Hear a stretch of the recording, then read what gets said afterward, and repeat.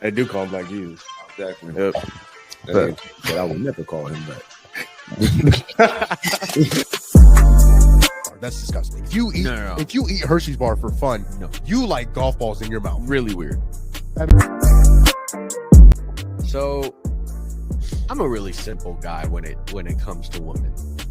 What is wrong with you? I ask myself that every day. I don't know what the hell happened from the series before to the series with the Celtics. It's my biggest conversation, and I hope we go viral with this one. Princess in the Frog. You're drunk. You should not be I'm drinking. drunk. You should not be drinking this early in the day, bro. Buddy, I still got 30 minutes. I start drinking.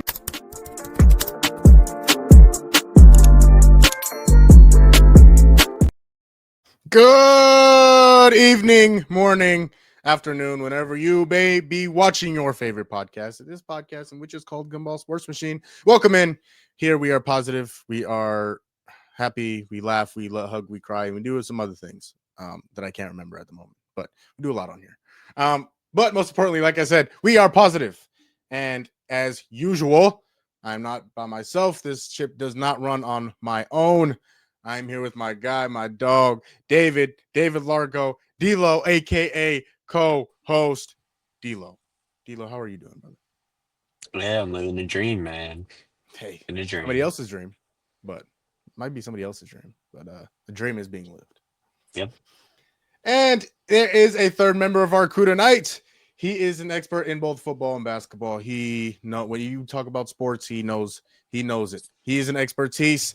He thrives in the sports field. He is Killer Kyson. Kyson, how are you doing this evening? What's good, y'all, man? Just chilling, enjoying my little day off or whatever. You know what I'm saying? Blessed to be alive, blessed to wake up. Let's get God this is going, good. man. All the time. And all the time. God is good. It's good. That's doggone straight. Fellas, let's talk about some little pigskin action. Okay? Little pigskin action. All right. So obviously all of our teams are playing this weekend. All of our teams are coming off a loss this weekend. Let's start with the team who had the worst loss of the week, fellas. The Cardinals lost to the Titans last week, 22-21. They are going into Indianapolis, another AFC South opponent, to look and redeem that loss. And I don't know if there's redeeming that loss, but yeah, convincing win would be really nice. Now, Kyler Murray is questionable for this game. He only practiced one day this week, so that is a little worrisome.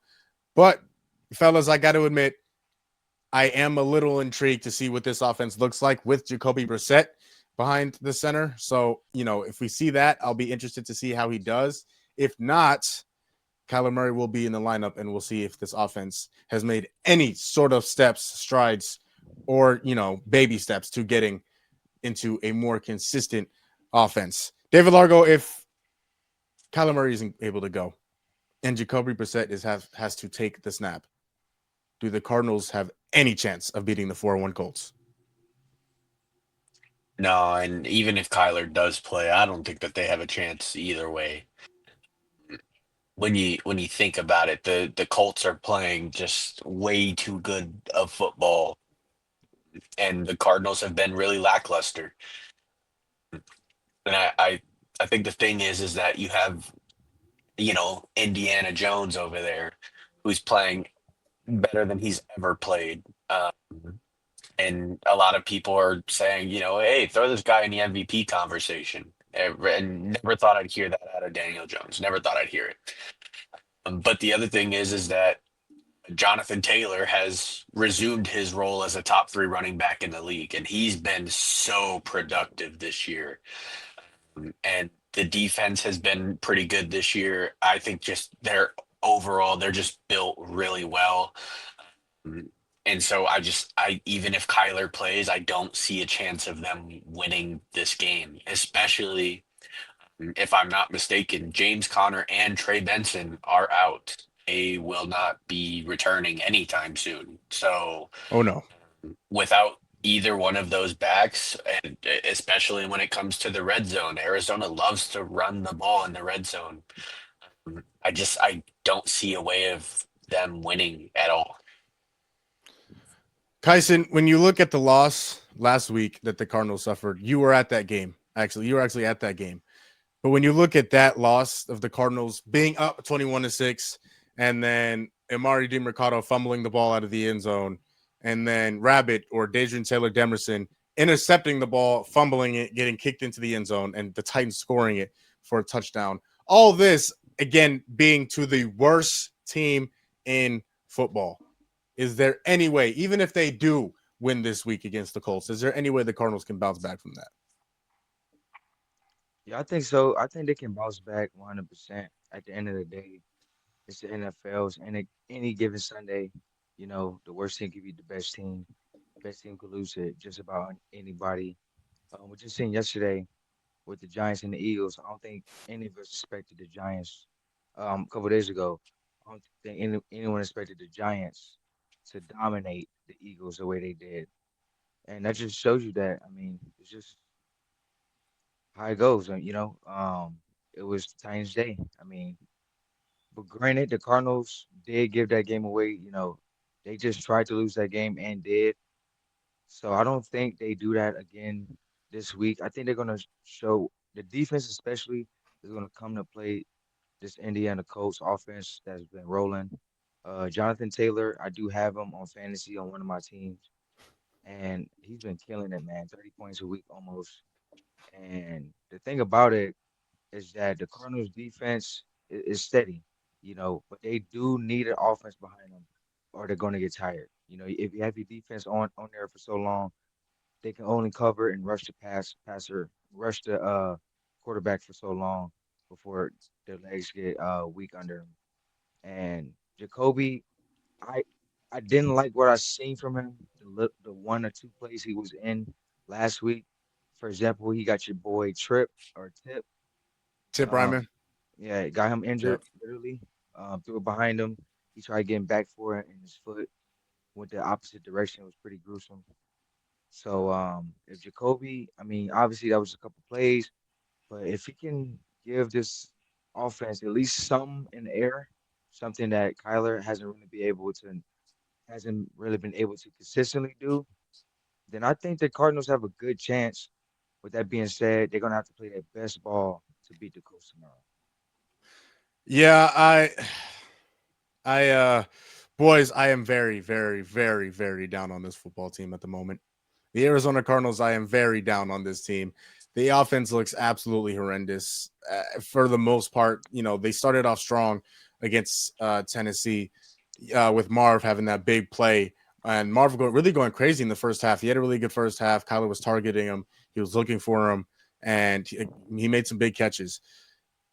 But it's just not consistent enough, fellas. The offense is not consistent enough. Whether that's Drew Petzing, whether it's Kyler Murray, whoever it is, the offense just does not look consistent enough. We've seen spurts of the offense and how well they can play at times. We just haven't seen it on a consistent enough basis. And so that's what scares me about this team. And what really upsets me even more is that the defense is playing very good football.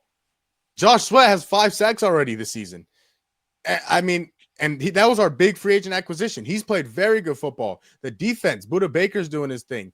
Akeem Davis-Gaither has played pretty well so far. Mac Wilson has probably been the first or second best defensive player on the team so far. And the defense has gotten stops for the most part when they need to. Now, obviously, it sucks because these last late second drives, these last late second field goals that the defense is giving up, that those kind of become emphasized a little bit more just because that's when you absolutely need to stop and you couldn't be able to get to stop. Once again, the last second drive that the 49ers had, the last second drive that the Titans had, and the last second drive that the Seahawks had, the defense all gave those up. But the rest of the game, they played phenomenal. I mean, Cam Ward was playing probably his worst game of the season, and that's saying a lot because he hasn't played well very this season. But he had his worst game of the season for 3 quarters of the game against the Cardinals, and then in the fourth quarter, he decides to look like the number 1 pick that he was drafted to be. And for them to go into Indianapolis and face an offense that is one of the best in the NFL right now, with Daniel Jones, Indiana Jones, as D-Lo mentioned, playing as well as he's playing right now, and Jonathan Taylor running the ball as well as he's running the ball right now, and some of those receivers looking well, the Michael Pittmans of the world, and the AD Adonai, I think, but AD Mitchell. That's what is terrifying me right now because we already don't have most of our corners. Will Johnson is back. I don't know I think Max Melton is questionable. And obviously we lost Sean Murphy Bunting for the rest of the season and Starling Thomas for the rest of the season as well, and possibly Garrett Williams. I don't know if the defense is going to be able to hold on long enough for the offense to figure itself out. And that's what's really worrying me, fellas. Like that's what's got my mind right now, and sort of a season might be over type of thing. And it sucks. I hate it, but I have to be a realist, and I'm also an Arizona sports fan. So that's kind of how we do things around here. We give the teams expectations, and they fail miserably to meet those expectations. That's just the life of supporting Arizona-based teams. But so Cardinals and Colts is tomorrow, or if you're watching this on Sunday, it's today, happening right now, possibly. Let's see. The 49ers, let's get to the D-Lo. 49ers are going to Tampa Bay, the 4-1 49ers, and the 4-1 Tampa Bay Buccaneers are playing tomorrow. They're playing the afternoon game. Mac Jones will be stepping in. It looks like, again, Brock Purdy is out. Now, the Buccaneers, boy, they look like a problem, fellas. They look like a problem. And now, Kyson, when you look at what Baker Mayfield has been able to do this season so far, and especially what he did last week against Seattle's defense, who could very, very, very well be a top 10 defense in football, the 49ers are banged up, and they're banged up a lot. They are severely hurt. They got a bunch of guys out on both sides of the ball. What chance do you give the 49ers to go into Tampa Bay and go beat Baker Mayfield in the Bucs? Well, it just all depends on if Mac Jones is on his game again. Against the Rams, I felt like I was watching that game and I was just like, how did the Niners win that game? I felt like they pulled the Cardinals before the Cardinals did. They just kind of were just giving the Rams chance after chance and then finally pulled at the end. But with Baker Mayfield, you just can't do that. He's one of the clutchest QBs in the NFL right now. He's in the MVP discussion. He's balling and he's feeling himself. That's the worst part about it for the Niners, that he's feeling himself. And if you give him the ball with time left at the end of the game, and it's only one possession game, you can just basically chalk it up. So I think if the Niners can get off to a strong start like they did against the Rams, but this time have a second half to match their first half and just roll, because the Niners are well coached. That's just what it is. 4-1, Yep. they're super banged up. I know a team that's super banged up and is 1-4. But I guess there's another team like that, isn't there? just kudos. That's what I'm saying. Just kudos to Kyle Shanahan, Saleh, great coaches. They got those guys ready no matter who's out there. And I just salute them. With that being said, if they can just roll like they did last week and not fumble the lead and make it a close game, I think the Niners have a good chance. But unfortunately, the Buccaneers offense is pretty high tier. Defense is middle of the pack, which is okay because, like you said, Niners offense is banged up. I'm just worried about if that Niners defense that's also banged up, not as much as offense, um, if that defense can keep up with Emeka Ibuka and Baker Mayfield, because that's all you got to stop. Those two on an insane connection right now, and I think the Niners have a good game plan to be formidable. But I think the Bucks pull it out close. Also, just really quickly, I can't seem to Oh my remember. Do God. you guys Oh my remember? God. I knew he was gonna Do you say know that. where Emeka Egbuka went to school? I can't remember. I can't. Yes, we get it. He went to your school. Give it up. Okay. LSU still wide receiver. Well, we're gonna go back to back. They're gonna go back to back also. Just back to Cancun once again after last season. Anyways, Most seniors in the country at Ohio State, I'm pretty sure. Huh? Most seniors in the country are at Oh, yeah. Ohio State. Yep. and it's gonna pay off. I was just watching the game against Illinois right now. It was 20-3 when I stopped watching it, but I'm going to continue to watch that game after I watch ASU's game tonight. So, but regardless, D'Lo, like Kyson mentioned, I don't know if I can count on more than one hand how many better head coaches there are in football than Kyle Shanahan and what he's been able to do with Mac Jones and this run game. Again, without your best blocking tight end, one of the best tight ends in football, if not the best tight end in football, the way they've been able to run the ball and what Mac Jones has been able to do through the air. What chance do you give your team, the San Francisco 49ers, to go into Tampa Bay and beat, dare I say, MVP candidate Baker Mayfield and the Bucs? This is one of those points where, to be very realistic, I don't really see us pulling out a win here, especially in Tampa Bay. Yes.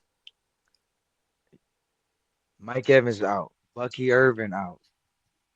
I'll get there. Don't worry. Is Tristan Wirfs playing? I believe Yeah. Tristan Wirfs is playing. Yeah. All right. I'll get there. D-Lo. But when you look at it, simply just on our end, obviously Mac Jones is probably going to play, but how limited is he?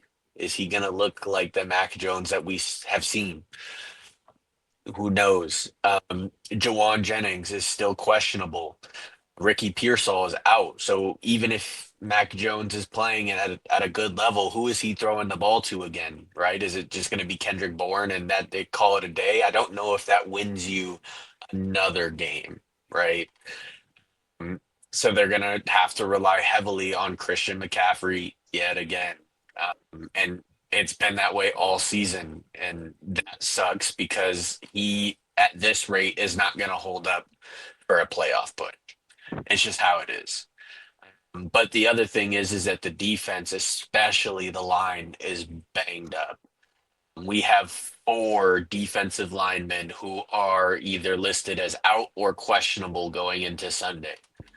Obviously, Nick Bosa is done for the year, and so we're probably one of, if not the most banged up teams in the NFL.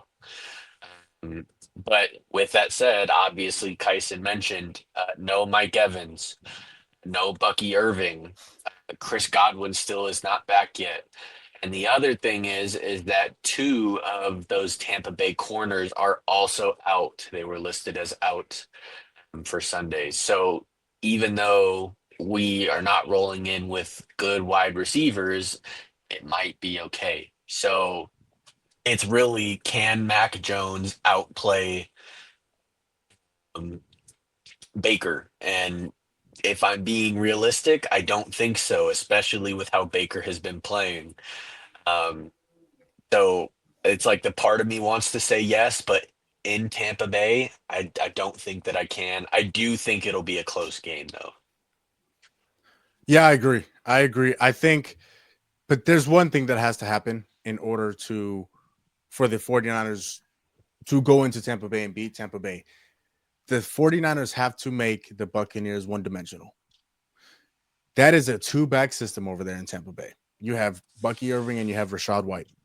One of those backs, perhaps the better back of the 2, is going to be out. Mm-hmm. You have to make them one-dimensional. If you take away the run completely, and Rachaad White, no, he's not as good as Bucky Irving, but if you take away Rachaad White, because he can still play. If you take away Rachaad White completely and you force Baker to throw the ball 55 times, he can do it, but he's not going to do it every game. And if you can make the Buccaneers one-dimensional and you force the ball in Baker's hands, now, again, this is me saying this after just calling Baker Mayfield an MVP candidate. I understand that. But Baker Mayfield is not Patrick Mahomes. Baker Mayfield is not Josh Allen. He's not Lamar Jackson. He's not Joe Burrow. He's not one of these guys. He's not one of these guys that can go beat you on a consistent basis. Now, he was damn good last week. And he went and beat the Seahawks because the Seahawks made them one-dimensional. The Bucs, that is. And he did a damn good job out of it. But to do that again against maybe a better defense, maybe not, depending on the injuries, It's going to be tough. It's going to be tough because I'll tell you what, that's a better D coordinator in San Francisco. Whether you got the personnel is more talented in San Francisco, the defensive coordinator is the better defensive coordinator than Seattle. So that's already going to be cause problems. And so they're going to have to make them one-dimensional because if you put the ball in Baker's hands, he's going to throw you a couple. He's going to throw you a couple. You just have to catch it. You got to catch it. And in terms of the 49ers, we know the head coach over there. We know Todd Bowles. What does Todd Bowles like to do? He likes to blitz. Mac Jones is going to have to get the ball out quickly and efficiently. Quick, fast, and in a hurry. He's going to have to get the ball out. Now, whether that's to C-Mac, whether that's to Juwan Jennings, if he's playing, I believe he's playing D-Lo, if I'm not mistaken. Who is? Juwan Jennings. Questionable, which in the NFL, 90% of the time, that means they play. So whether it's Juwan Jennings or one of these other guys, I know Ricky Pearsall was dealing with something, but their playmaker is going to have to make plays. Christian McCaffrey obviously included. The only thing that worries me is the workload that Christian McCaffrey is getting. Is that going to hamper his ability later in the season when you're really going to need him when these games really, really matter? So, yeah, I don't know, and we're gonna pick some of these week 6. Wow, it's week 6 already. Week 6 NFL games here at the end of the episode after we go over a couple more games. And speaking of said games, Kyson, your Baltimore Ravens are indeed in action this week. They are at home taking on the Los Angeles Rams, who are coming off a tough loss against the 49ers on Thursday night in overtime in SoFi. D'Lo, when you look at the Ravens and how much that they're struggling, obviously they're without their best player, Lamar Jackson. They are very, very injury riddled. A bunch of guys have gone down for them. But even before that, D'Lo, this team looked different. This team looked different from the beginning of the season. Obviously, they're 1-4. They didn't look like the Baltimore Ravens playing against the Kansas City Chiefs. They didn't look like the Baltimore Ravens playing against the Detroit Lions. They looked like the Ravens against the Browns, but you better look like the Ravens against the Browns. What's been different with this team? They don't look like the Ravens that we've seen for the past, 4 or 5 years. It boils down to the defense. The defense has been absolutely atrocious this year, and I don't know what happened because they've been pretty good for years. They are really lackluster in coverage. They're failing to get any pressure, and it's causing them games. Lamar can only do so much. Obviously, he's been out for a few weeks now, and he will continue to be out for a few weeks. But he alone can't do everything every game. No player in the NFL can. And so you have to rely on the others, and the others have failed so far. Derrick Henry, I joked about it in our group chat. He had surgery over the summer to replace his hands with butter.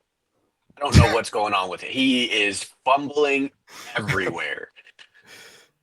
Zay Flowers looks like he's regressed. I don't know what happened because he was phenomenal last year. He was really good. Part of that probably is because Lamar is no longer playing.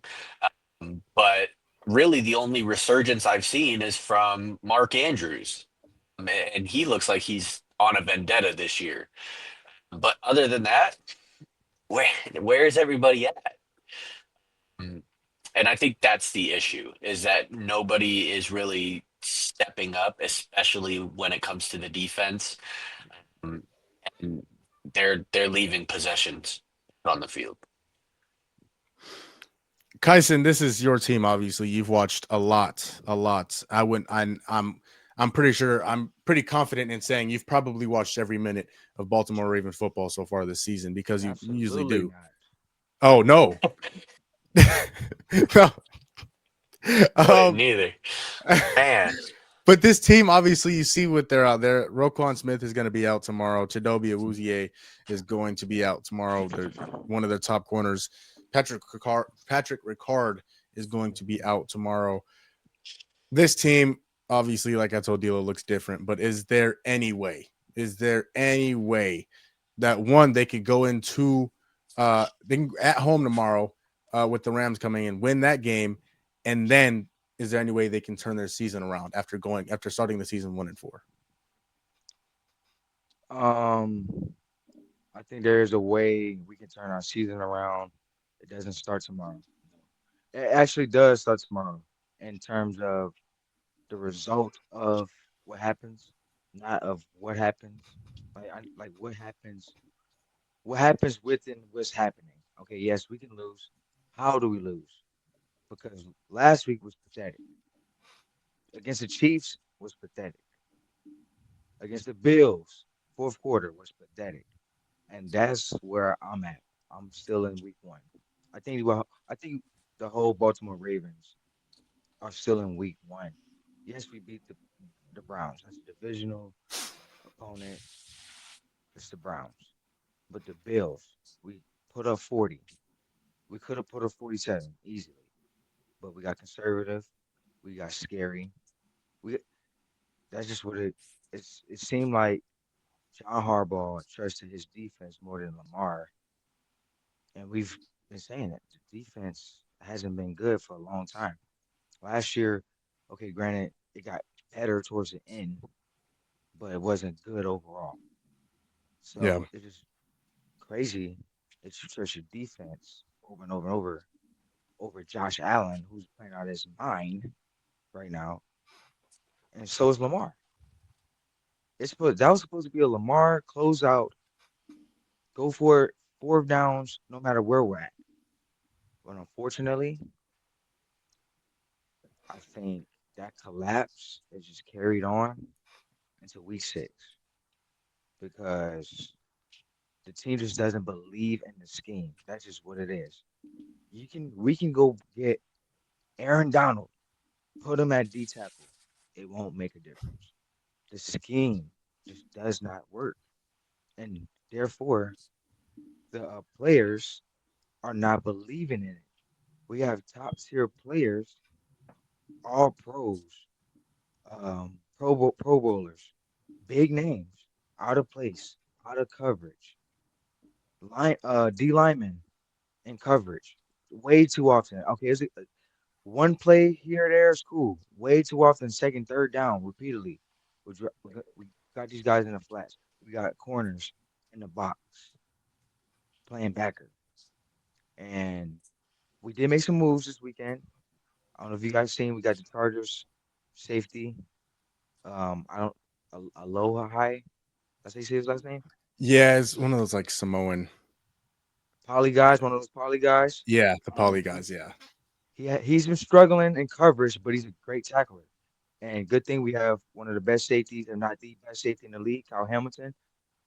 That gives him more free reign. Somebody that's identical to him almost when it comes to hitting hard, flying around the field. So we can put Kyle Hamilton back deep because we need interceptions. That's just what it is. We still haven't attacked the D line issue, the edge issue, but it just doesn't seem like anyone's interested in playing for this defense. It's just what it is. They don't believe in Zach Orr. I don't believe in Zach Orr. I don't believe in John Harbaugh anymore. I've been saying this since last year. We can find some streams from last season. I was questioning John Harbaugh. So I'm gonna just wrap this all up by saying this. Yes, we have a chance to turn our season around. Lamar Jackson is still Lamar Jackson. Lamar cannot take this year off. He just can't. He's in the prime of his career, 28, 29 years old. He can have from week 8, we get back week 8 to week 17, the best 9 weeks of his career. And that can be enough to maybe scrape into a wild card spot. You know what I mean? But tomorrow, I'm just looking for my defense. We're only missing a few pieces of defense. Roquan Smith and, like you say, Chidobe. Yep. He hasn't been really good this year. That's it. And that's my point I'm really trying to get to y'all. It doesn't matter who you put. Roquan has looked terrible in his Zach Orr defense. Last year, and I don't know how he got All Pro last year. I really don't. That was a big name award because he was not good last year. He hasn't been good this year. With that being said, I'm looking for my defense with CJ Garner-Johnson. He's going to bring some dog, some grit into that secondary. We're going to get some tackles. 24-37 Rams. Puka Nacua, 9 catches, 23 yards, 2 touchdowns. Yeah, this Ravens team does not look great. Because I mean, it's hard to Hey, follow hold up on. on that. Look, Jamal, I appreciate you for letting me get that out. That's Bruh. that's what we're here for. Okay. And listen, We've I'm all not been there. We've all my- been there. Don't This is worry. hard. Yep. My team just lost to the Titans last week. The worst team We're in in the a better league. spot than us, bro. Trust me. Oh, you know what? I might beg to differ. I might beg to differ on that one. Playing in the NFC West, not having our quarterback possibly for this week, going into And before you go, Jamal, that's the thing. This is the year. The AFC sucks yeah, this year. it's all year. wide open. The Chiefs are not the Chiefs. The Bills just lost to the Pats last week. Like, It's wide open. It's open. Wide open. This Joe is Burrow's probably done. the most open that the AFC has been in years. And I think it just has to completely suck. That part I can't relate to. That part I can't. My what I'm defense, saying. That's what I'm saying. You have a defense, you got something to build on. That's how I look at it. but we Or also have quarterback. Hornswoggle. We have Hornswoggle at quarterback. So I don't know who's in a worse position. We have Hornswoggle at quarterback, handing the ball off to guys who don't want to score the touchdown, and then on defense we have just it's infuriating. And So that's you my should be team. I rooting love for my the team. Ravens this weekend. Both of y'all should be. Yes, I am 1,000,000% Yep. rooting for the Ravens. Hey, we're NFC West boys. We want the Rams to lose just as Oh, much as you do. Oh, we're all in the same boat, brother. You we're know on what the I'm saying? same boat. We're all in the same boat. Wait, Matthew Stafford, 500 yards and 5 touchdowns. I mean, not Matthew Stafford. Cooper Rush, 500 yards and 5 Yeah, touchdowns. go crazy. See, Zay Flowers bounce back game, man. Come on. Problem is, they got some bad boys over there in LA. They got Byron Young and they got Jared Verse and they got Braden Fisk. That And they defensive all line lost is to Mac Jones. all of them. All of them. And they're going against another backup quarterback. Another one. And you know, I found something out this week. You know Mac Jones' real name? So first of all, I just want to say the Rams lost to somebody whose name is McCorkle Jones. That gentleman's name is McCorkle. We gonna Now to get Coop. I don't know what I don't know what to say. I mean, we also did. So I Yep. mean that kind of Sure sucks. did. But we should have won that game. And also our defense looked a lot better against Mac Jones than the 49ers did. I mean, not the 49ers, the Rams did. Y'all lost to Eddie Pinheiro. That's who you lost to. Yeah. You know what? Yeah. Yeah. Really? Yeah. You lost to you lost to Trevor Lawrence. Who is also 4-1, by the way. They He's are also also 4-1. Yeah, shut up. Whatever. Yeah. Hey, they beat your boy on Monday. Hey, listen, that Jaguars defense, Jaguars defense is a problem. Devin Lloyd, Kyson, like you said, he might be the front runner for Defensive Player of the Year. And I'm so honest, he might be the front runner for Defensive Player of the Year. Devin Lloyd has had one hell of a season so far. But sorry, all right, let me get to these Ravens. The Ravens, I don't know. And now, Kyson, you said that Lamar would have to have the best 9 weeks of his career, and that's saying a lot because Lamar Jackson is one of the best quarterbacks to ever play this game. And he's had some damn good years, including the past year, and also the 2 years he won MVP. And I agree with you. He would absolutely have to play the best football of his career, again, coming off this injury. But that's the thing. Lamar can throw the ball, and he can run the ball. He can't rush the other team's passer. He can't defend the other receivers. He can't block for himself.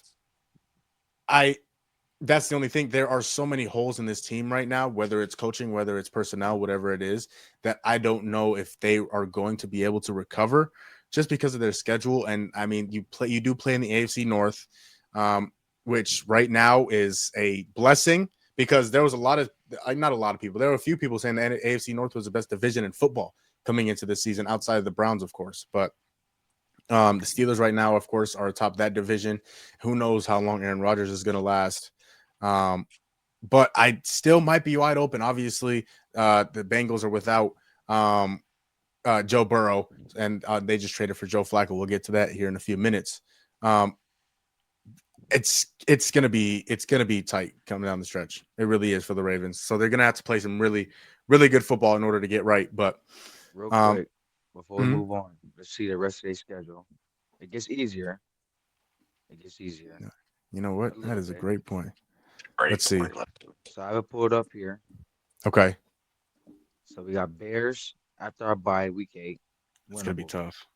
It's winnable though. Tough. Absolutely. It's winnable, but it's tough. Absolutely. Dolphins. That's a win. Yeah. Yeah, that should be a win. But again, Vikings. It gets easier. Barbecue Lamar will be chicken. back. Vikings, Probably. it's a tough game. It's a tough game, especially with the defense. So If we'll Vikings try that defense out. is That's a an L. problem. We'll give Vikings the L. Okay, so 2-1. Then we have the Browns. I think we can. Shedeur will probably be playing by then. Week 11. Yeah. That's also another conversation we're about to have too. Because that's the thing. Like, I don't know. Oh, all right, let me save it. Let's keep going. Okay. I'll give us that one. 3-1. Jets. Come on. This is a very winnable, this is a very handleable schedule. Jets. Okay. Thanksgiving, we got the Bengals. Joe Burrow will not be back. Joe Burrow. He won't be back by then. He will not be back. Okay, then we got our December matchup with the Steelers. I'll give us the L on that one. Yeah. You can say the defense, yeah. As long as Aaron Rodgers is healthy and they're able to run the ball, that's gonna be tough. Okay, but if we give the Steelers, that's the L. We can't lose anymore. Can't lose more than 7 games. No, you have to come over with 10. So we have the Bengals again. That's a must win. Mid-December, he may or may not be back by then. The Bengals are not going to be probably good. won't. I don't think the Bengals are going to hold until week. I think they'll hold him for the rest of the year. In all honesty, especially if they're out of a playoff spot. Okay, we have a tough game, week 16, Patriots. They might be good around that time. They've been on the way up. Packers, week 17, they might need that game for in Green Bay too. In Green Bay, that's tough, man. And then week 18 against the Steelers. So we can either be fighting for a spot in week 18 or just trying to kick someone out week 18. But fellas, it's doable. It's doable. It's doable. It's doable. They're going to have to win some games that they're not supposed to win, though. It's the NFL, baby. Hey, anything can happen. D'Lo mentioned earlier. Anything can happen. It's going to be interesting to see what the Ravens are able to do without, of course, Lamar Jackson. All right. I teased it a little bit, but there was a trade made earlier this week. Joe Flacco was traded from the Browns to the Bengals. I believe it's the first in-division quarterback trade since like 2001, something like that, before I was born. So it's been a little while. But Joe Flacco, of course, the starter for the Cleveland Browns, was traded to the Bengals, who are missing their starting quarterback, Joe Burrow. Jake Browning does not look very good. So there was a reason why they went out and got Joe Flacco, a veteran, and a guy who has played some good football at moments in time for teams. But, I mean, Kyson, I think the bigger story here is what the Browns do with Shedeur Sanders. Now, they did end up making him quarterback too. What took the Browns so long? I don't know. Because one, I don't know if you have another quarterback on the roster. And two, I don't understand why the Browns just refused to give this guy a chance. He looked the best out of anybody did in the preseason. I mean, the game against Carolina, he looked really, really good, and he missed the other one due to an injury, but he looked really, really good against the Panthers in the preseason. And obviously he wasn't world breaking in college at Colorado, but he was really, really good at Colorado. Should have been a first round pick if it wasn't for possibly his name. But I mean, Kyson, do you see the Browns giving Shedeur Sanders a chance if Dillon Gabriel goes out and craps the bed? Yeah, I got Dylan Gabriel maybe 4 or 5 games before Andrew Berry or the owner says, all right, enough's enough. Put the kid in. And this just kind of just gives like a indicator that Stefanski's just about done in Cleveland. This is clearly his guy, Dylan Gabriel. Um, that was his pick at the 94th pick, Dylan Gabriel. And the owner's pick was Shedeur. The owners at the end of the day, they want the money, right? Yeah. We're gonna leave this bag at the fifth round pick? Absolutely not. And the he's getting it every single day. Put your door in from the fans, from his grandchildren, from his great grandchildren. Like he's hearing it from everybody, and he's gonna do whatever he can to make sure Shedeur gets his chance by trading Joe Flacco to a division rival. Like think about that. He traded Joe Flacco across the street. How far is Cincinnati from Cleveland? Couple Hour, hours, 2 maybe. hours. That's what I'm saying. Like he Couple shipped him hours. down the way. Like that's insane.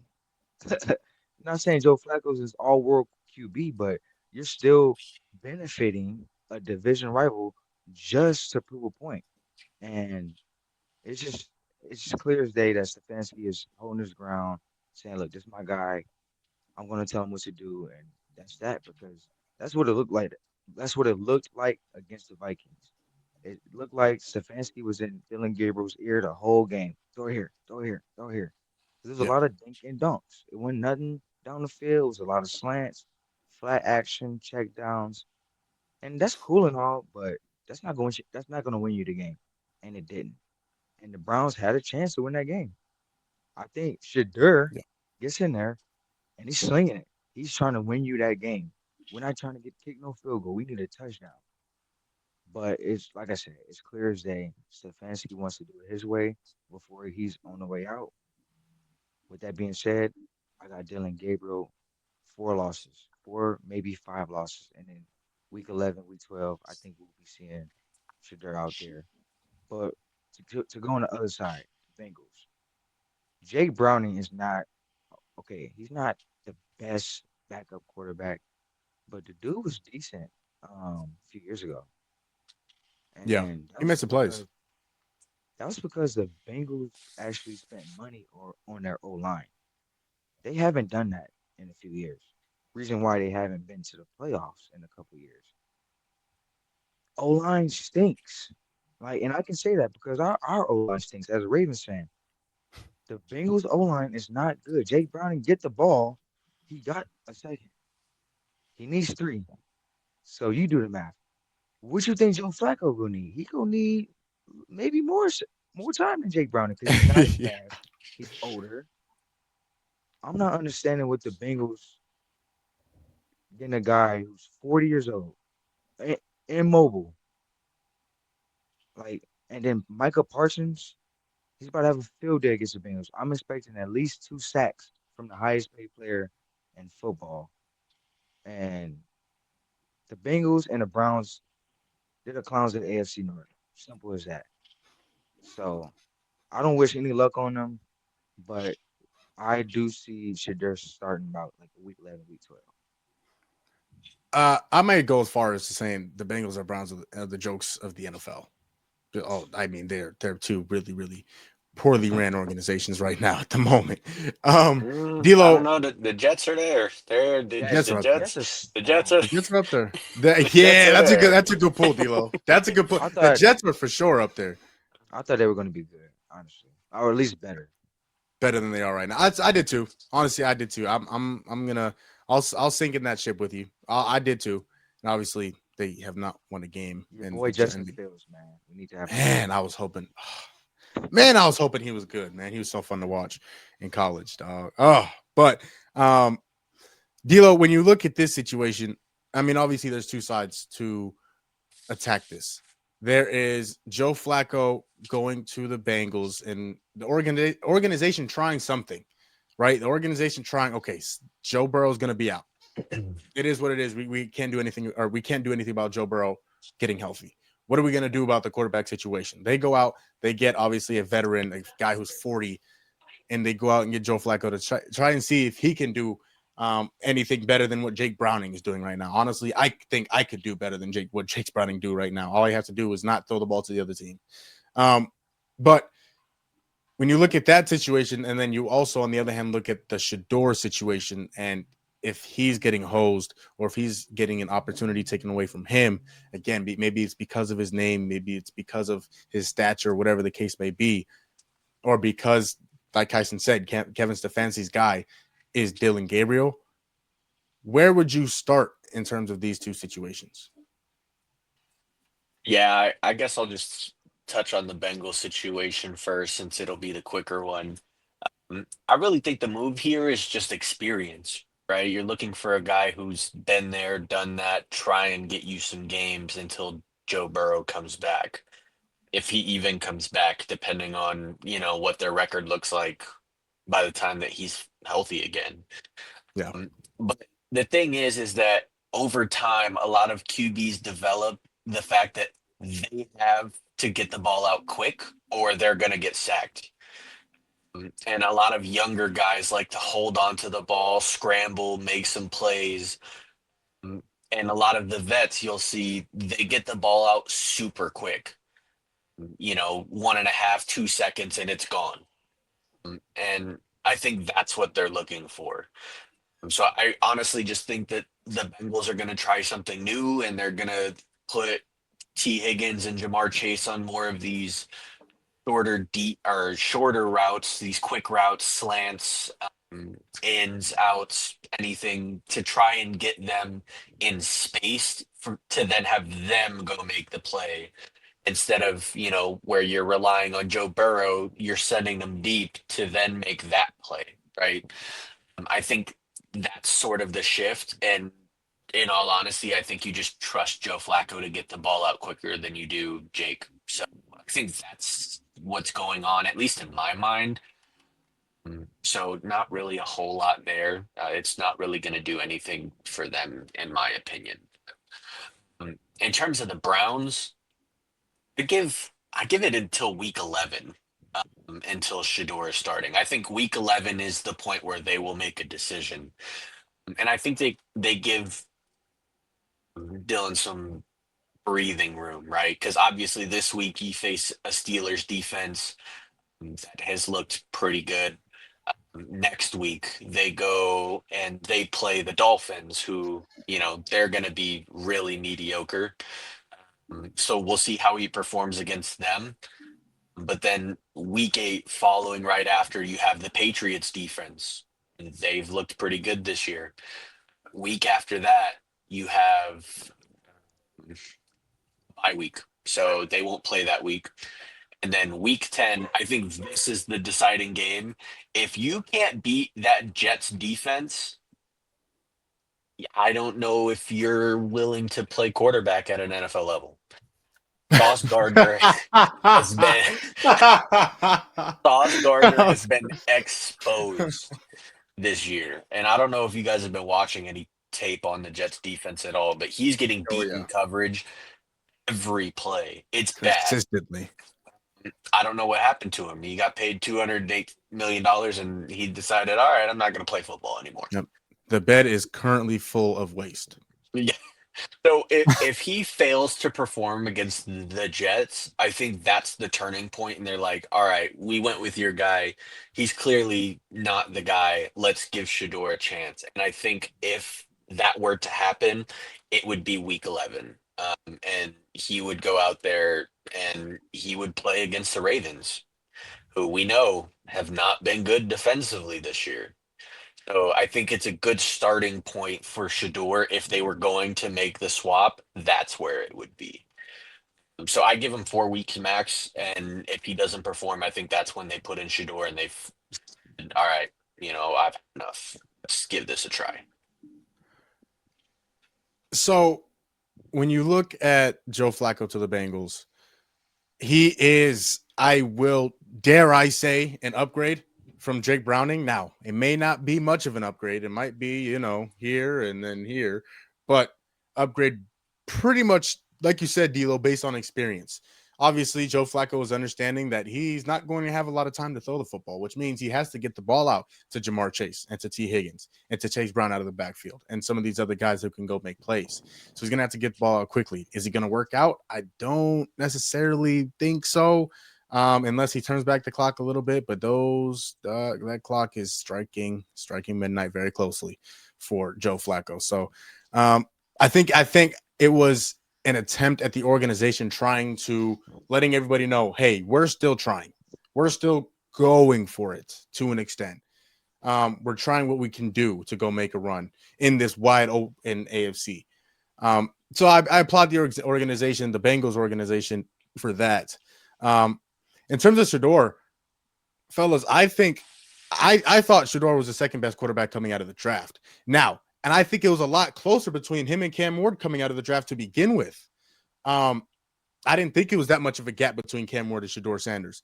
And so for him to fall to the 5th round, for him to start the season off as QB3 and not get an opportunity. I mean, he was better than Dillon Gabriel. I understand Dillon Gabriel had an amazing year last season at Oregon. He was really, really good. He was a Heisman candidate. Dillon Gabriel also had a lot more to work with. Yeah, hey, Dillon Gabriel, boy, he should have graduated college a few years ago. With that, I'm not understanding. But when he does, Shedeur, that is, when he does get an opportunity, I have no doubt in my mind he's going to take that opportunity. The Browns going to look at that guy like, oh, he can play. He's pretty good. And now he's not going to win a bunch of games this season when he does get that opportunity, because I do feel, and I think I can speak for the three of us, do feel like he will eventually get that opportunity, and he is going to absolutely take advantage of said opportunity. Now, D'Lo and Kyson, I think it's going to be a little sooner than what you guys believe. I think it's going to be after the bye week, which is week 9. I think after week 8, when they play, I think they play the Dolphins that week. No, they play the Patriots. They play the Patriots in week 8, the week before the bye. The Patriots are in New England. So Dillon Gabriel is going to go in there. He's going to, again, waste the bed. And he is not going to play well. And going into the bye week, they're going to work Shedeur into that QB1 spot, because you have a bye week. You have a week to get him acclimated to the QB1 spot. He's going to be getting all the immediate attention. He's going to get all of, whatever it is, the pressers, whatever the case may be. And it'll give him some time to actually acclimate himself to being the guy that are taking the snaps for the Cleveland Browns. So I think his first start is going to be week 10 against the New York Jets. And again, having him go up against an opponent for him to get comfortable. Obviously, we know the New York Jets are not anything, period. Sauce Gardner, like you said, D'Lo, looks like, he couldn't stop a runny nose. He does not look good this year. And I think the Jets would be a good place to start for Shedeur, to get comfortable, to be like, okay, this is the NFL, right? It's only going to get better from here. So now I know that I need to continue to get better. So week 10, I think, is where that target date should be for the Browns if Dillon Gabriel is not able to live up to his 3rd round draft hype. Who the Browns play this week? Steelers. I think on my pick 'em, I got the Browns winning. Really? The Browns' defense is legit. Oh yeah, it's one of the best in the league. And the Steelers' offense is. They got Joe Biden back there taking snaps. So I don't know. So hopefully, hey man, those division games you can never call, man. It's tough. It's going to be a battle. It's not going to be easy, especially in Pittsburgh. It's not going to be easy. It's, if they're able to run, if the Browns are able to, whoever runs the ball more effectively, I think is going to win that football game. And so Oh, that's Judkins? He gonna get you can get busy. yeah. He's gonna get busy. Yep. Now that he's stopped doing dumb stuff, he's gonna get busy. Damn it. Oh, hold on. Hold on. What are you throwing your hands up for, Kyson? I don't know. What do you? I'm right in that one, D-Lo. I'm not. Whoa! I'm just asking a question. I'm just Wait. asking. Mhm. While we on the topic, let's talk about Travion Henderson, man. What's going on with him? He's going to get his opportunity, and when he does, he's Bro. going to take off. I drafted this man 5th round in one of my teams, man. Oh, Like, Fifth round is Fifth crazy. fifth round, Kyson. This was beginning of this. This is like before the season started, preseason. Fifth round. I thought, Fifth yeah, round boy. is crazy. Bro, why do they keep playing Ramondre Stevenson? Why? I don't know. I mean, it's not like Almost Ramondre's 3-4 bad, times a game. but yeah, they're giving it to him a little too much. They gave this man 2 touchdowns. Oh man.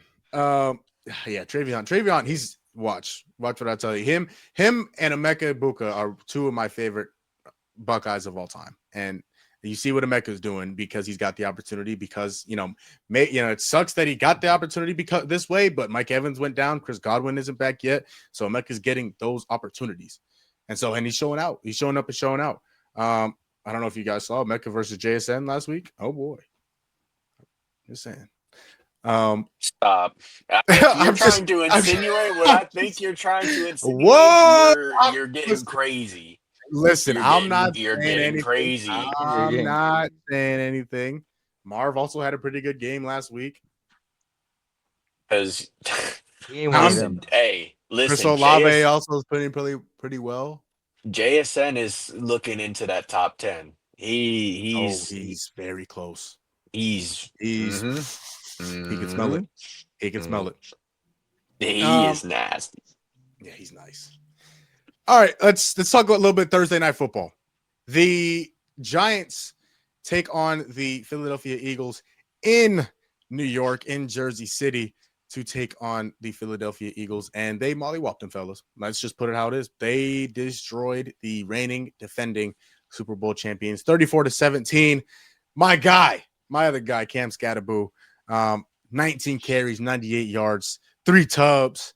Jackson Dart had a pretty good game. But fellas, the Giants, now again, we'll attack both sides of this game. The Giants look relevant again. Now, relevant in terms of like actually watch. Like, oh, okay, the Giants are on. I don't want to throw my TV into Tempe Town Lake. I can actually enjoy Giant football. Because of these 2 young guys, the Jackson Dart and Cam Scatterboo, and how well Cam Scatterboo is running the ball, and he's taking over the internet, fellas, with how he plays. And I watched every single snap of Cam Scatterboo, especially last year at ASU. So I've known he's been able to do this. I'm surprised. I was shocked when he fell to the 4th round. But he's showing the league he should not have fell to the 4th round. He was much better than a 4th round pick. But the Giants obviously got lucky and were able to draft him at where they did. Jackson Dart is also playing some pretty good football. He was 17-25, 195 touchdown. So he played some pretty good football as well. So D'Lo, when you look at the Giants and look at, again, they're not relevant in terms of winning games, but they're relevant in, okay, I don't mind watching this football game and instead tearing my eyes out. I can actually watch this team. What are you seeing from the Giants that is really impressive, especially after beating the reigning champs? I mean, you have to tip your hat to Cam Scatterboo, right? I mean, you have to. He runs like he has a vendetta against the world. Yeah. And I wasn't familiar. I wasn't familiar with his game, right? And so watching Thursday night, if there was someone in front of him, there was no going around him. He was going through him. And, you don't really see that a whole lot anymore. You don't see these power backs that just want to truck everybody anymore. And so it was kind of like breath of fresh air. I mean, it was crazy to see.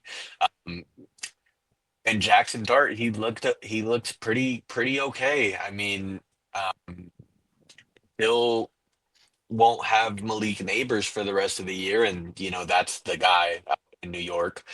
That's where all of the hype is coming into this year. Everyone was Malik Neighbors, and what is he going to do this year?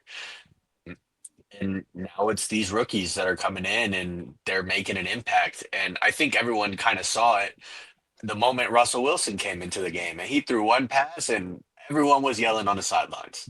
Where is Everyone, Jackson Darts? Get him yep, out on the field. He could have lost his brain as long as he's out on the football field. yeah. And so I think it's just the young guy energy. I think that's what's propelling this New York offense. The defense, we came in knowing like they have some players. Obviously, you have one of, if not the best defensive tackle in football in Dexter Lawrence. And they have pass rush. They have Brian Burns, right? They have Kevon Thibodeau. They have these guys that can go out on the line and make plays. Um, And so I really wasn't concerned with the defense at all. It was what was the offense going to do. And on Thursday, they looked damn good. They looked damn good. Kyson, what has been so fun? Again, it's not like they're winning games, but what has been fun to watch about this year's Giants team? Before I get to the Giants, I just gotta call out the Eagles real quick, man. This team just look lost right now on both sides of the ball. Well, I called it on week one.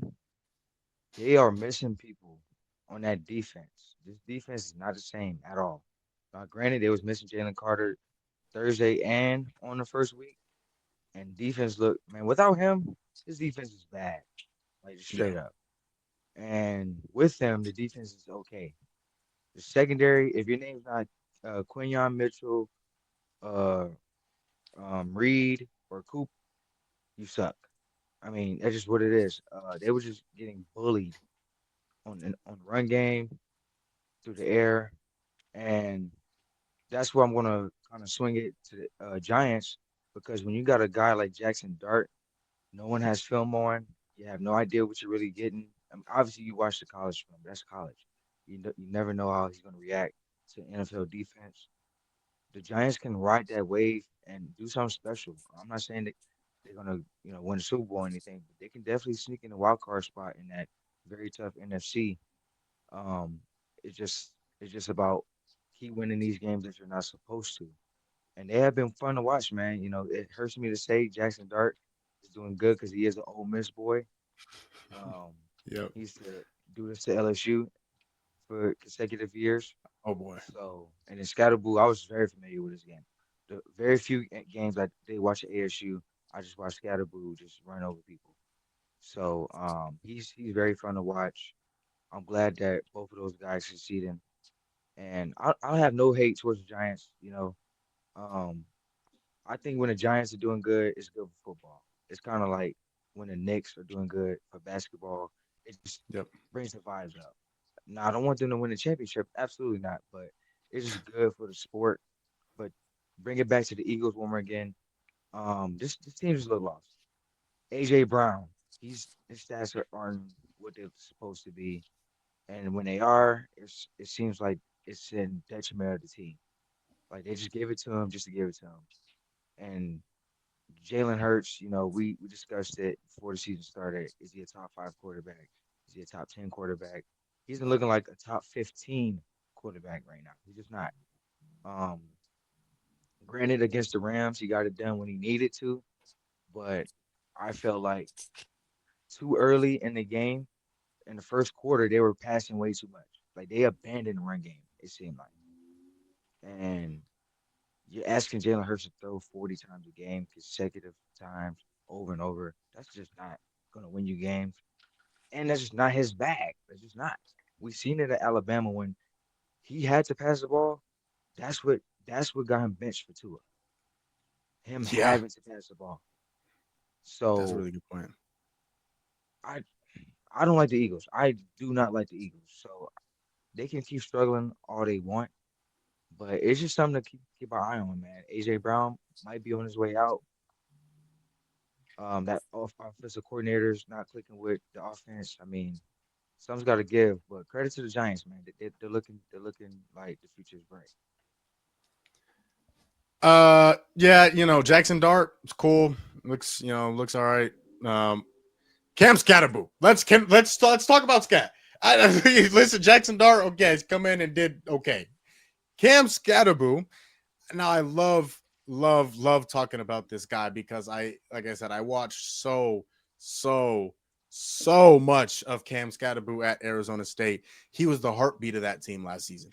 He was the heartbeat and the success of what that team had that season. Obviously, they won the Big 12 and they destroyed Iowa State in Arlington in the Big 12 championship. A lot of that due to number 4 at the time in Cam Scatterboo. They go to the college football playoff and they go down big early. You know who brings them back? Cameron Scatterboo. He is throwing the football. He is a running back, boys. He threw one of the biggest play of that game was Cam Scatterboo throwing a ball to Malik McClain on a huge play to get them back in the game. And then at the end of that drive, running the ball into the end zone. Cam Scatterboo is what you would call a football player. He is in every definition of the word. He is a football player. Now, you guys mentioned it. If he's not looking to evade anybody, if you are in his way, he's going to run you over. Waiver or not, warning or not, he is going to run you over. If it was me, I'd sue. I'd get my money worth. But he's going to run you over with no remorse. He has been like D'Lo said, a breath of fresh air for football, but specifically for the Giants. He has been, and New York absolutely loves him. We, as an ASU fan base here, we loved him. The Giants love him just as much right now because of what he does. He just loves the game of football. He loves what he does, and he's going to continue to do that as long as he stays healthy, Lord willing. Cameron Scatterboo is just so fun to watch. He is everything you want in not only a running back, but a future team leader. Because, you saw him. His first or second game, I think it was the second game against the Cowboys. Russell Wilson goes and makes a good play. Cameron Scatterboo grabs his shoulder pads, brings him to it and said, "Go, good play." Obviously, he used a little colorful language, but he grabbed his shoulder pads and he says a good play. That's a rookie doing that. That's a rookie. There's no just any rookie that's doing that. And Cam Scatterboo has that gene in him. He has the leadership gene. He has the lead by example gene, and he is going to do wonders for the city of New York and specifically Giants fans. And it sucks.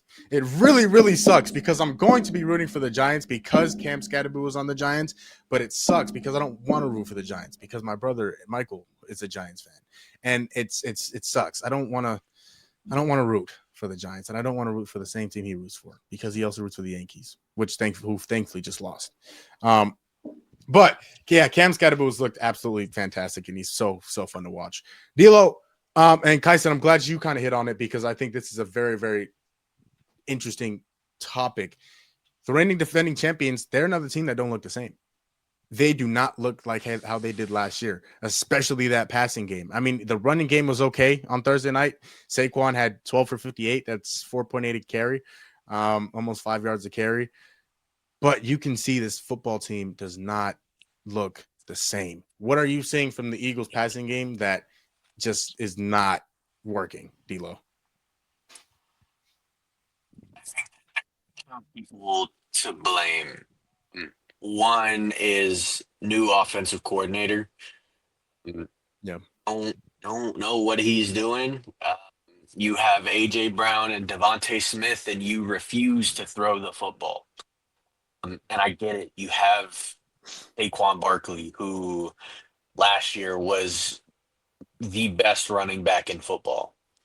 I get it. But this year, he's not looked that at all. If you watch any of the Eagles games, he's not breaking those really long runs like he did last year. Yeah. He's just not doing it this year. And I don't know what it is. It could be that the defenses, they're now hyper fixated on him, or the offensive line has just regressed, or like I don't know what it is, but he's not breaking any this year. And it's really holding them back because it now does not open up anything for them offensively.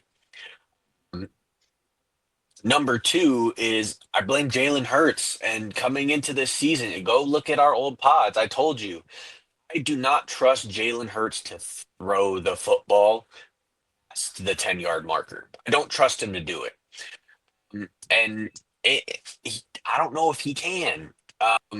Again, part of that is the offensive coordinator. Why are we having A.J. Brown and Devontae Smith as decoys on offense so that you can throw to Dallas Goedert? Why are we doing that? That will blow my mind. The other thing is that he just doesn't look like he's on page with either of them. Obviously, we saw last week where AJ Brown kind of slowed down looking for the ball, and if he would have kept going, he would have had a touchdown. That's an out of sync. That's not anything that's one fault or the other, and they just look disconnected. You saw it in the presser a few days ago where they were asking about a meeting between him, Hurts, and Saquon, and AJ Brown had no idea what they were talking about. Right? There's a disconnect somewhere. And if you're AJ Brown, I kind of get it. And I saw a video of this earlier. He has the Super Bowl. If you're a receiver, once you get the Super Bowl, you really don't need another He's looking to for make the numbers Hall after of that. Fame. He's looking for numbers. So that's why he's upset. He wants to get into the Hall of Fame and he needs the numbers to do it. Um, and Jalen Hurts, I just don't trust him to throw the football past the 10-yard marker. He threw it one of the ugliest interceptions you'll see. That Um, was bad. it, it just got jumped. Yeah. His decision making isn't there. The offensive coordinator isn't opening anything up for either of them. They just run the ball. That I don't know if you guys saw. They ran what 4 or 5 tush pushes in a row. What a joke. It's just not going to get it done. Something has to change. Yeah. That's just what it is. Something has to change, or they're going to keep going downhill. Because if they can contain number 26, the Eagles are so beatable. They're so beatable. Yeah. You make the Eagles one dimensional, you will beat the Eagles. I don't care if you're the Giants. I don't care if you're you will beat the Eagles. And that's exactly what the Giants did yesterday. They forced the Eagles to be one dimensional while also scoring on the other side of the ball. Now, Jalen Hurts looks awful this year. I mean, we've discussed it on the floor like you mentioned, D'Lo. There's been conversations in which Jalen Hurts was mentioned as a top 5 quarterback coming into the season. There was a debate in which who's had a better all-time career between Jalen Hurts and Cam Newton. That, first of all, let's just go ahead and throw that conversation out of the window. Let's throw that in the dirt. Right in the dirt. And Kyson, you made a really good point. That's why he got benched for Tua at Alabama. This is not something we haven't seen before. The only problem is, who are you going to pay? Who are you going to bring if you bench Jalen Hurts? This offense does not look good, and I will also be the guy. I'll stand on this hill to say I was wrong. And when I say I was wrong, that I mean I was looking at AJ Brown, and when he was complaining about not his targets and how many touches he was getting, and when he was complaining, I was like, dude, you're winning. What, you're winning football games. You're 4-0.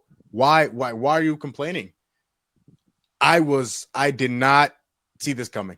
I was absolutely wrong about that because he saw something before a lot of people did. And obviously that's because he plays on the team and he is one of the best receivers in this game of football. But he saw something. He saw something and he saw that, okay, something's not right here. Something's not right. This is not the same team. This is not the same feel we had last year in the Super Bowl season. And if we don't get back to that, we have no chance of going back to back. And so again, I'm not afraid to say I went out and I was wrong, but I was very much wrong about this. I thought they were going to keep winning games somehow, some way, because of how that team is coached, how that team plays, and how talented that per team is. I was so sorely mistaken. All right, boys. Something a little different we're doing on the show. Maybe we make this a little consistent thing on the show during football season, but we are going to pick some of the games in week 6 of the NFL season. I can't believe that I'm already saying that. I can't believe it's already week 6 of this season. How this is going to work. We are going to alternate. So there are 3 of us. And let's see, there are 1, 2, 3, 4, 5, 6, 7, 8, 9, 10, 11, 12, 13, 14, and 15. We are each going to pick 5 games. We're going to alternate through this week's picks. And we're just going to pick a game. And whoever gets the most right at the end of the week, we'll come back to it at next week when we're on reacting to week 6. And we'll see who picked the most correct games, and maybe we'll keep count for the rest of the season. But let's get to it. This is how we're going to determine the order. I'm going to select a random number generator, and we are going to select. Let's see where there it is. There it is. We're going to select a number 1 through 10. Let's do 1 through 20. Whoever's the closest will get the first pick. Whoever is the next closest will get the second, and of course, whoever is the last or the furthest will get the third. Now, 1 to 20. D'Lo, what's your number? Inko. 5. Kyson? 17. And I will go, I'll go 18 for Marv. Hopefully he has a big week back in Indy. So 5, 17, and 18. All right. 1 was the number. And I'm not 1 was the number. Hold on. Let me show the camera. So hopefully I can show it. There it is. Number 1. Not just so I'm not, nobody thinks I'm lying or trying to take advantage. So D'Lo will go first, Kyson will go second, and I will go third. We'll go snake style. So actually, you know what? No, we won't. We'll just go D'Lo, Kyson, me, and then back to D'Lo. So D'Lo, who is the first game you're going to pick of week 6? I'm going to pick the controversial game, and I'm going to jump straight to Sunday Night Football. Oh, Wow. I'm going to pick the Lions. Okay. The Chiefs have not been the Chiefs this year. And even after last week's collapse, I understand, the Jags, they're now 4-1. They were 3-1. They're looking pretty good to start the season. I feel like we all expected Kansas City to go out there and beat them on Monday Night Football, and then they didn't. And the Lions are playing really good football since week 1. Jared Goff looks back to form. Amon-Ra is doing his thing. The run game still hasn't really gotten there, but I expect them to continue. But they've just looked way too good for me to not pick them, and the Chiefs have looked not as good for me to not pick the Lions. So maybe the most controversial one to start with, but yeah, I'm going to pick the Lions Monday Night Football. Hey, all right. To add to that real quick, I just want to say salute to Dan Campbell, probably Yeah. early coach of the year candidate. He got them boys looking like they didn't lose a beat. No Aaron Glenn, no problem. No Ben Johnson, no problem. Like those boys are looking good. So Start off. That's ballsy. That's ballsy. Yeah, I know. That's ballsy. No. You know what, D'Lo? Kudos to you, but I'm going to win, so I'm picking the easy game. So and as many as there are. Kyson, who is your first pick of week 6? I'm going dome because I got it all written down. But I'm gonna go Saints and the Patriots. I got the Patriots showing up, showing out. They got a lot of momentum coming off the Josh Allen beat down, James Cook beat down. The Saints, they've been looking better. They got our AZ boy Spencer Rattler out there. Yes, sir. He's a good player. I mean, at the end of the day, like he's decent. It's just the Saints aren't good. So he's going to play the best he can. But with that being said, I think the Patriots have a field day on defense, and Drake May and our boy Tavion Henderson. I think he has his breakout game. I can see him right now getting the ball, breaking off like 60 yards, touchdown. Now, is that more hope for your fantasy team, or is it? I'm not like... starting them. I'm not starting them. Oh, okay. Okay. I'm not starting them regardless. So if he eats on my bench, great. Just give me promise for the upcoming weeks. But all jokes aside, yeah, I think the Patriots pulled that one out. The Saints, one or two things are gonna happen.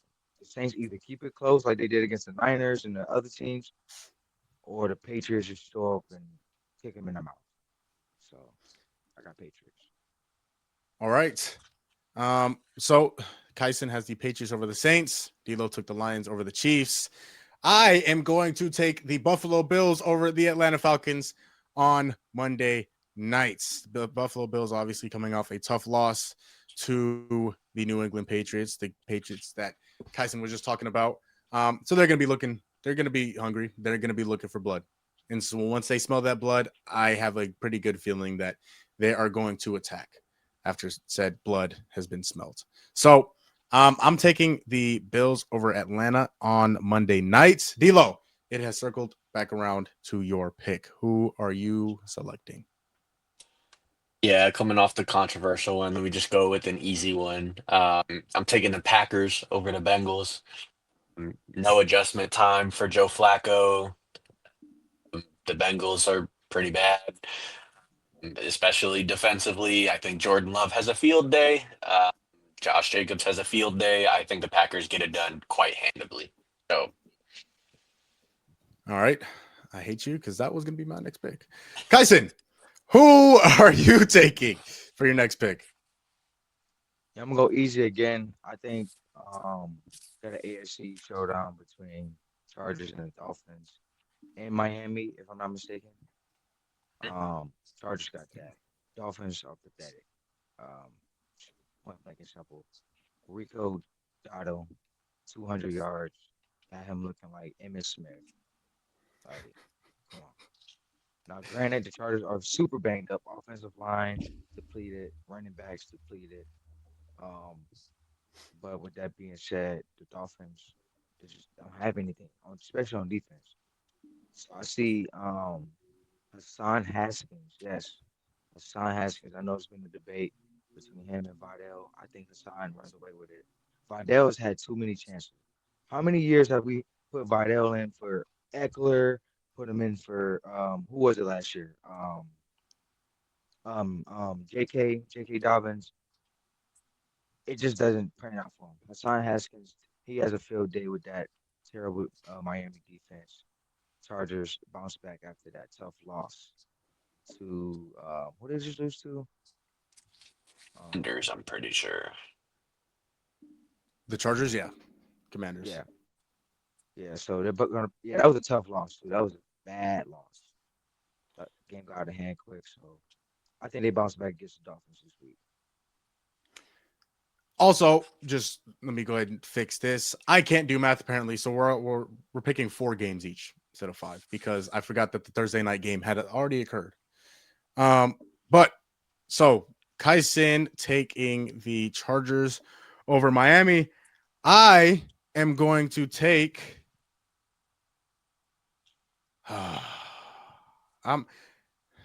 This better not Do bite it. me. This better not bite me. Absolutely not. I know. No, I'm not sure what game you're talking about. Do it. But I'm gonna be safe. I'm gonna be safe because I want to win, and I'm going to take the Broncos over the Jets in whatever country they're in. I don't know where they're at, but they're over the seas. That game is at 9:30 or 6:30 tomorrow morning Pacific Standard Time. Are they German? Are they in Germany? Yeah. Okay. Germany. Oh yeah. So that game will be occurring at 6:30 a.m. Pacific Standard Time, 9:30 a.m. Eastern Standard Time. I'm going to take the Broncos over the Jets because I'm going to take anybody over the Jets at this moment in time. So, yeah, give me the Broncos over the Jets. D'Lo, it has swung back around to you. Who was your next pick? Jamal, you're weak, right? I'm gonna keep going with these controversial games. If the shoe fits. And if I pick all the controversial games, right, it's just elite knowledge. I'm gonna pick the Seahawks Jaguars game. Oh, Yeah, oh. I'm gonna take the Seahawks in this game. Yes, I'm taking the Seahawks in this game. Mm, I know that the Jags are coming off a win against the Chiefs, mm, but the Seahawks have looked really good. They battled it out last week. Obviously, they lost against Tampa Bay, but they were in that game and really majority of the game they were in control of the game. Mm. Now, Sam Darnold has looked on and off. He's looked very spotty. Obviously, to start the year, he was pretty spotty, but I think he's building that connection with JSN, and the defense has looked pretty okay. I think this is the week where they put it all together and they go out and they get a win in Jacksonville. I'm taking the Seahawks. I like the guts. I hate the pick because I hate the Seahawks, but I wouldn't be surprised if that happened, D'Lo. Kyson, we have now circled back around to your pick. D'Lo took the Seahawks over the Jags. Excuse me. Mhm. Your pick will be. Man, I wish I had my pick'ems next to me because I would just go off of that because I might contradict myself. But I'm gonna go pretty toss up game, mid versus mid, 1-4 versus 1-4, Raiders versus Titans. I think it's in Las Vegas. It is. Okay. I on my pick'em, I believe I have the Titans. And the reason why I have the Titans is because momentum is a mug. The coach just Yeah. beat the brakes off the Raiders last week. Geno Smith, he about 2 games away from being benched, maybe 1 game away from being benched. It's just not looking good for Las Vegas. Cam Ward's got his first win. He's starting to get a little bit more comfortable. Um, this Raiders defense, other than Max Crosby, isn't really that decent. So I think the Titans ride the Cardinals' luck momentum that they got into Las Vegas. Cam Ward gets a second win. Oh man. There's a few tough ones on here. Oh wait, hold on. There's one easy one that I don't think is anybody. Yep. Well, Kyson, you're my dog. You're my homeboy, man. One of my close friends. I'm gonna take the Rams over the Ravens. I'm going to take the healthy for the most part Rams over the beat up Ravens in Baltimore. Obviously, the Ravens are missing their best player, Lamar Jackson. Of course, their running back, Derrick Henry, is not playing very good football. That team as a whole is not playing some very good football. The Rams are coming off a tough loss against the 49ers in Thursday Night Football a week and a half ago. They're also going to be looking for blood. I'm going to take the Rams over the Baltimore Ravens in Baltimore. D'Lo, your last pick for week 6. Yeah, let's just keep with the controversy. I'm gonna pick this Bears Commanders game, Here we go. and obviously last year ended on a Hail Mary, but the Commanders are just better. I think that they are the better football team. I think they have the better QB. Mm, Now the Bears are on, a little bit of a roll here, but I think that Jaden Daniels still finds a way to get it done. I'm taking the Commanders over the Bears. I like it. Kyson, your final pick for week 6 will be. Dun, dun, dun. I'm gonna leave the AFC monkey business to you. AFC North monkey business to be specific. I'm gonna go ahead and pick this Cowboys this Panthers game.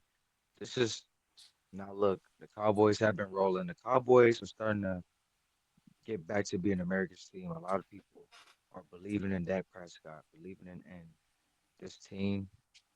But Rico Dotto, he got some bad blood. He felt like he should have got re-signed. He felt like this should be him eating instead of Javante. But with that being said, on my pick 'em, I really don't know who I pick.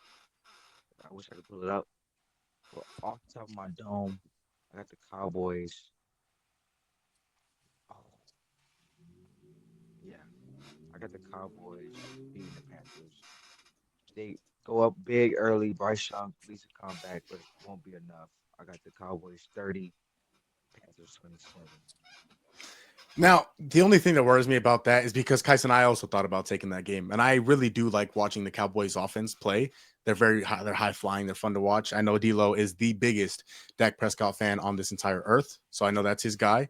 But the problem is the Cowboys defense couldn't stop the run if it was us three in the backfield.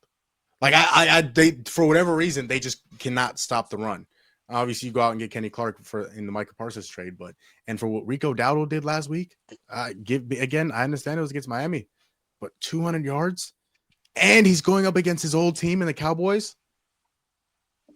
Oh, it's gonna be tough. That's the only reason why I didn't pick that game, because I had no idea what was gonna happen.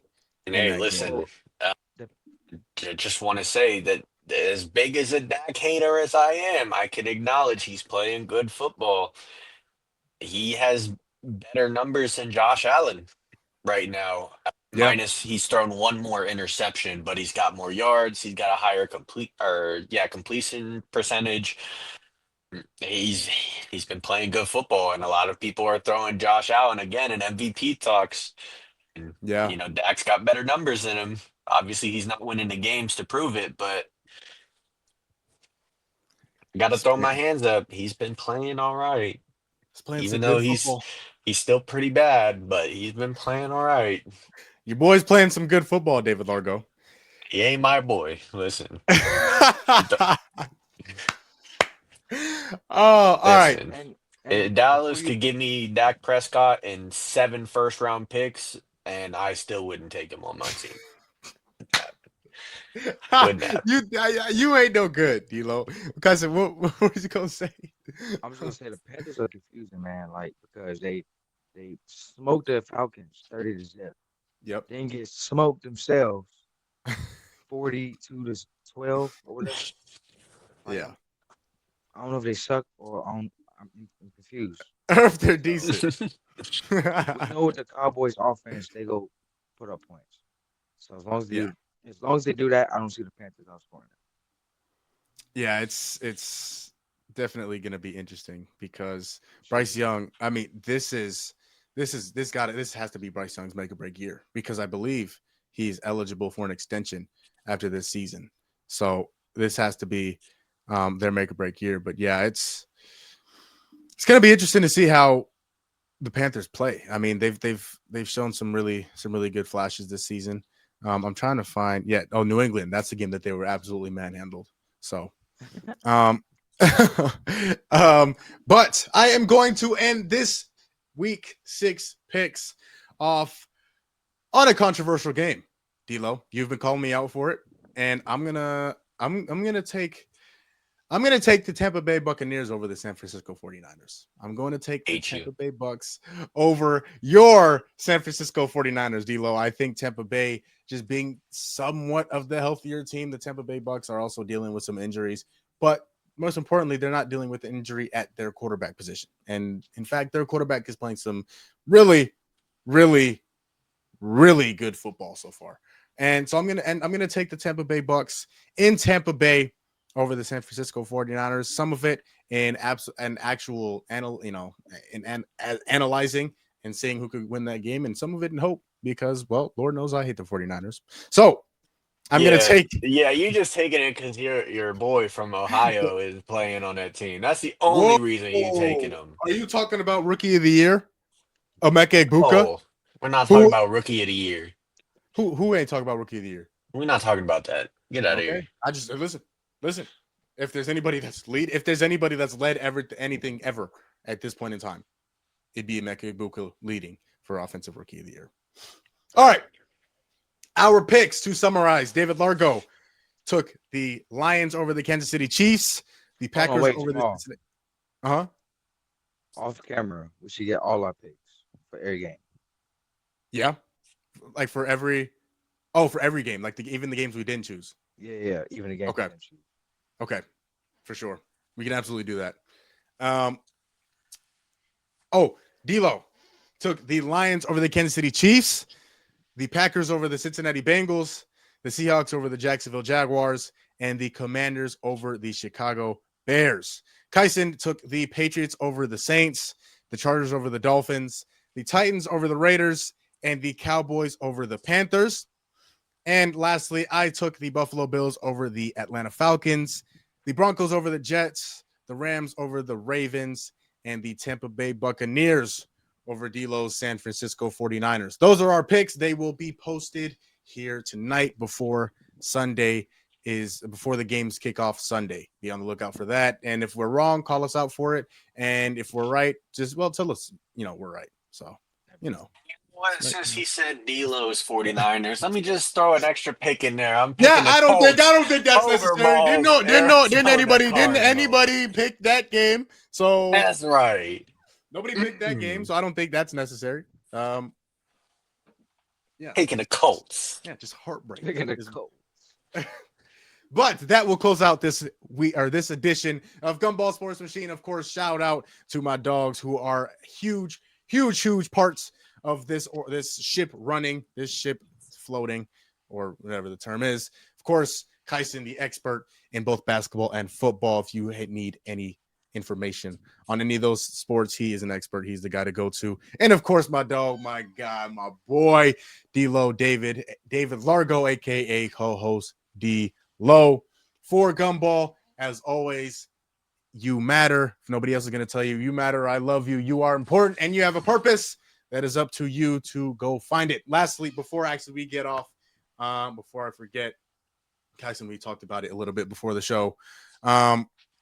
Today, it would be today for you, tomorrow for me, is the 1 year anniversary of when we found out that the tragic death of our brother Vegas, aka Shawan Lewis. It would be the 1 year anniversary of his death, and I just wanted to, of course, knowing how close you were with him, Kyson, and knowing how close I was with him, and a lot of people, because he had a lot of impact on a lot of different people's lives.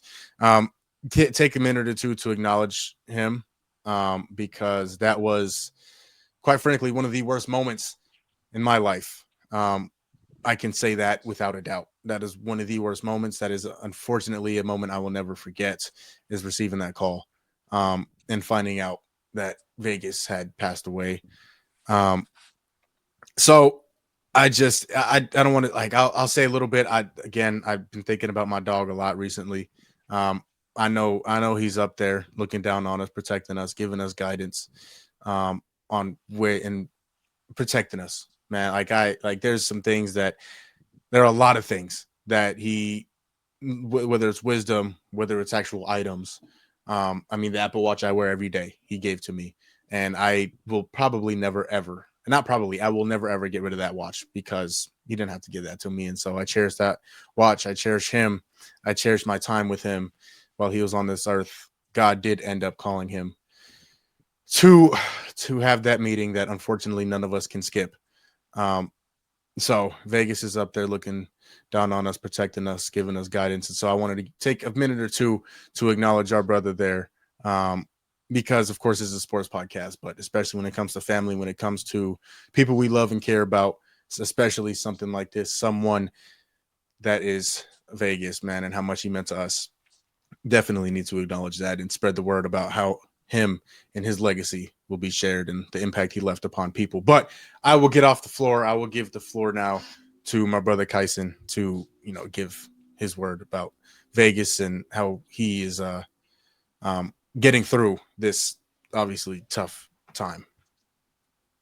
Yeah, absolutely, man. It's a tough time for the family, for the friends. We've all been feeling it.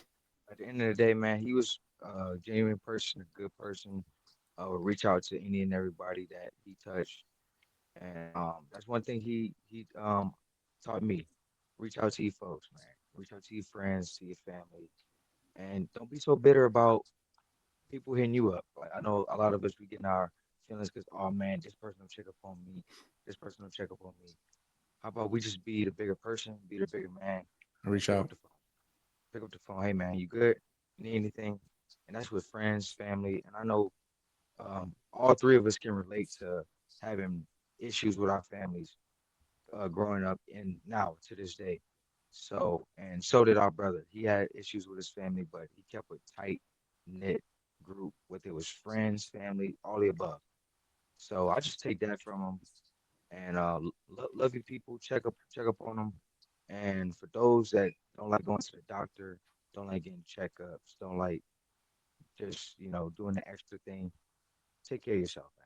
Take care of Yeah. yourself. Um, you matter, like Jamal said. Um, go to the doctor. Like it won't hurt. Get a checkup. Get the medicine you need. Do do what you need to do because people need you and you're relied upon on. And there's somebody that you don't know watch you every single day. Every single day they watch you. Get up out the bed. Do whatever you do, and that inspires them to keep going. And you just don't know it. You know. So I just that's those are some of the things that he taught me. And um, y'all boys, man, y'all ever need anything, man, y'all can always hit me up. And I really do appreciate you getting me on the pod. It's been a while, but it was perfect timing. Everything happens for a Man. reason. It was, and I needed this. I definitely did need this, no doubt. Yeah, well, I can 100%, especially for myself, especially for myself. But I think I speak for the whole GSM community, the whole GSM squad. That you are more than appreciated, dog. Like the what you bring to this show, what you bring to just this group is unmatched. Is unmatched, and so yeah, I'm more than happy to have you on this squad. And we're only growing. We're growing every day. Before I close the show out, David Largo, did you want to close out by saying anything? I know, obviously, I know you knew Vegas, but see if you Yeah, I want to say mean anything. Yeah, that was Philo was big in the bro. field with us, Jamal. You remember? Oh Yeah, yeah, that was big yeah, oh bro. yeah, And sophomore year for me, man. Oh man, and listen, I know that because Jamal knows because he was there in on a JV squad, and he was kind of like the mentor to all of us, he's a leader. Yeah. where he was giving us a lot of wisdom, not only just on the court but off the court as well. Mm, all throughout our high school career playing and hooping, but also not just that, right? When me and Maul, we were broadcasting a year and a half, 2 years ago, and he would be there. He would be the cameraman, and he would always be doing that, cracking jokes while we're sitting here trying to commentate, and he's sitting here cracking jokes, trying to make us cackle. Um, just one of the most lighthearted and kind people that you'll ever meet. Funny as hell, right? It just, it, man, I miss him. And he's given a lot to not only me, obviously to Maul and Kyson. They were a lot closer to him. I know that he gave y'all so much as well. So I know he's watching us. He's looking down on us right now, and he's probably proud of what we're doing right now. Growing every day, trying to get better, bettering ourselves, bettering each other. So that's just the kind of person he was. Miss my Long live dog, man. Shawan. God rest his soul, man. Long live Shawan. I miss my brother, man. So I appreciate y'all. We had to spend a minute or two on that. Because of what he meant so much to me. He was like the big brother I never had. Like he was like, I like, if you're not familiar with me, I'm the oldest of 3 blood siblings and 5 total siblings. And so I man, he was that guy. Like obviously I had my dad, I had my father that I can actually look up to, and I still have my father I can ask questions, but he's also a lot older than I do. Shawan he's the same age as Kyson. He's 24, 25. And so I was so grateful for him, man. And even like just for him, like D'Lo said, to be able to give me that wisdom, be able to give me that. And again, I'm speaking for personally, because I know he meant a lot to a lot of different people. But for me personally, he meant the freaking world to me, and not only me, but my family as well. So I mean, he's always at the house. He's always hanging out, and yeah. So I miss my dog. I miss my dog, man. Yeah, and, one final thing about that is I'm sure a lot of people know, I'm pretty sure we talked about it on the pod, but shout out to Kyson, and I think Rello was the other one who set up that Man, day and oh commemorating him. And I'm pretty sure, hopefully, we're doing that every year. And we would love, everyone that watches to come out and support as well. So go follow Kyson. yes, Go follow Rello. They will hopefully be doing that every year. They have details. Just wanted to give another shout out to that as well. yeah. And I've told you this off camera, Kyson, and D'Lo. Appreciate you bringing that up because I told you this off camera, Kyson. But for what you were able to do and celebrate Vegas like that on his birthday and bring all those people together that was one of the most impressive things I've ever seen. And again, I give you all the credit in the world. Again, I've told you this on camera, but to tell you this on the podcast from man to man, Kyson, that was one of the greatest things I've ever seen anybody do. So again, one of my favorite things, and even I understand that because he won money, y'all. yeah. What do you think? Yeah, that money went right to the hospital bills. Right. Oh man, he right to the hospital line. He definitely did put it on the line, man. But like that's go ahead. I appreciate y'all. No, it's all good. I just want to say real quick, appreciate y'all for bringing that up. Definitely gonna be doing that. June, early first week of June. Try to get that set up, and this is just a testament to who he was as a person. It didn't matter. Like it didn't matter if you was close with him, if you only knew him for a year or two. Man, he looked at you like this. Like y'all was like if D'Lo needed something, he would look out for D'Lo. And then tell me, hey man, like you remember D'Lo? Yeah. Like that's the type of person. Like to be honest with y'all, he's the reason why me and Jamal are as close as we are. Because I was cool with Jamal, of course. But after I graduated, I probably didn't see Jamal for 3 years, maybe. It was wild. 3 to 4 years. So it was Vegas that got us connected and got us really like, damn, this is a cool dude. Like, and we got in arguments early about sports. Like, ASAP. I knew like this is my dog. Like, man. And Vegas knew that. He knew that me and Jamal would click like that. And he knew that we had a smidget of history, but Jamal's a good dude. I'm a good dude. Yeah. And he knew what hit off. So he was very talented when it came to putting people where they needed to be. And yeah. One of the smartest people I've ever met.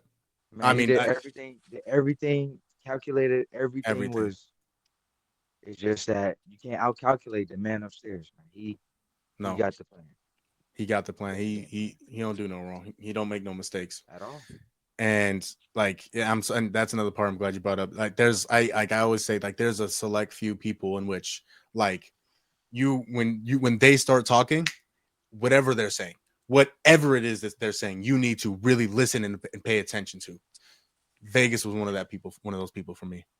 Whenever he opened his mouth to talk, I needed to make sure I was listening and comprehending what he was saying, because he is going to say something that can change my life, that can impact my life, that can make me a better man, better human being. That's how smart Shawan was, and he was just such an intelligent dude, man. Problem was you couldn't take him seriously. Yeah, listen, I love my dog. He a little bit of a fibber. Sometimes he put a So when he would give you game, you had to think about what you can out of it.